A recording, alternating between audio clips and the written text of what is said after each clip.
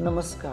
Hello Mangalvedha न्यूजमध्ये आपल्या सर्वांचे स्वागत. सोलापूर जिल्ह्यातील ताज्या घडामोडी आपल्या मोबाईलवर जाणून घेण्यासाठी आमचे चॅनल आजच सबस्क्राईब करा आणि रहा अपडेट्स. पाहूयाच्या ठळक घडामोडी. सोलापूर महापालिका आयुक्तपदी दीपक तावरे रुजू. इंग्लिश स्कूल ज्युनियर कॉलेजच्या 2 विद्यार्थ्यांची भारतीय सैन्य दलात निवड. वीरेंद्र राक्षे गुरुजी यांना राज्य शिक्षक समितीचा राज्यस्तरीय आदर्श शिक्षक पुरस्कार मिळाल्याबद्दल पालकांच्या वतीने प्रशालेत सत्कार. मंगळवेढा तालुक्यातील 35 गावे व सांगोला तालुक्यातील टेंभू म्हैसाळ योजनेच्या पाण्यासाठी माननीय विजयबापू शिवतारे जलसंधारण मंत्री यांची बैठक. माढ्यात पवारांविरोधात शेट्टी. साखर सम्राटांना वठणीवर आणण्यासाठी शेट्टींना कार्यकर्त्यांचा आग्रह. आता पाहूया बातम्या सविस्तर. सोलापूर महापालिका आयुक्तपदी दीपक तावरे रुजू.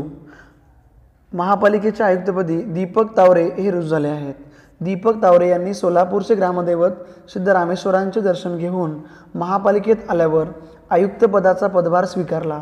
शहर स्मार्ट सिटी योजनेअंतर्गत असल्यामुळे स्मार्ट सिटी योजनेतील कामांना गती देणे तसेच शहरातील कर संकलन आणि भांडवली निधीच्या विषयांसह पदाधिकाऱ्यांमध्ये समन्वय साधण्याचे अवघड काम तावरे यांना पार पाडावे लागणार आहे. सोलापूरचे महापालिका आयुक्त अविनाश ढाकणे यांची जिल्हाधिकारी पदावर बदली झाल्यामुळे दीपक तावरे यांची सोलापूर महापालिका आयुक्तपदी बदली करण्यात आली होती. दीपक तावरे हे पुणे येथे पणन महामंडळात संचालक म्हणून काम करत होते. तावरे यांच्याकडे राज्यातील शेतकऱ्यांना देण्यात येणाऱ्या कांदा अनुदानाचा विषय असल्यामुळे तो विषय मार्गी लावून तावरे हे आज सोलापूर महापालिका आयुक्तपदावर रुजू झाले आहेत. पाहूया पुढील वृत्त. इंग्लिश स्कूल ज्युनियर कॉलेजच्या 2 विद्यार्थ्यांची भारतीय सैन्य दलात निवड. English school junior college Mangalwedha मधील सन 2017-18 साली 12वी उत्तीर्ण झालेल्या 2 विद्यार्थ्यांची भारतीय सैन्य दलात निवड झाली आहे.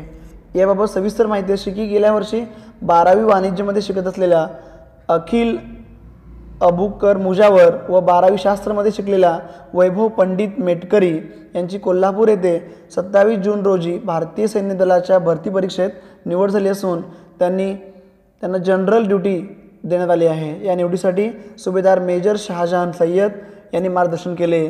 त्यांच्या यशाबद्दल इंग्लिश स्कूल ज्युनियर कॉलेजमध्ये गुरुवारी त्यांचा सत्कार करण्यात आला.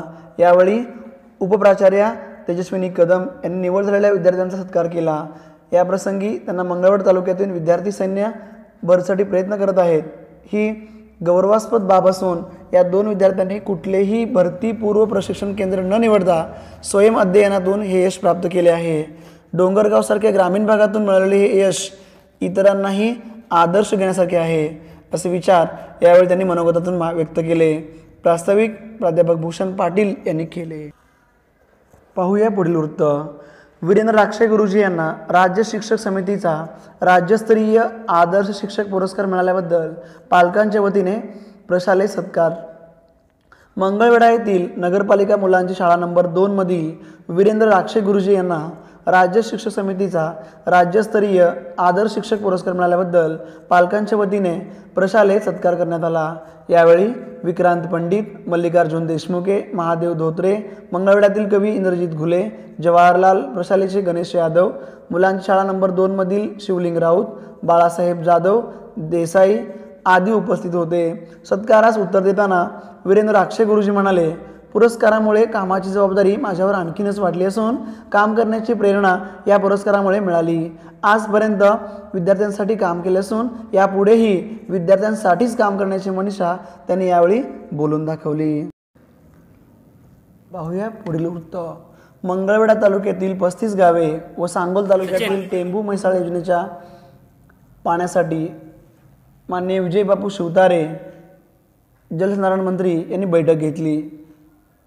सदर बैठकीत पाण्यासाठी काय करता येईल या संदर्भात चर्चा केली. तसेच राहिलेल्या लाभक्षेत्राचा सर्वे करण्याच्या सूचना देण्यात आल्या. सांगोला तालुक्यातील वाकी गिरडी गावाशेजारून जाणाऱ्या कॅनल वितरिकेचे काम पुढे राहिलेल्या वाणिज्य जाळे, आलेगाव व वाकी या गावातील राहिलेल्या क्षेत्रात करण्याचे आश्वासित करण्यात आले.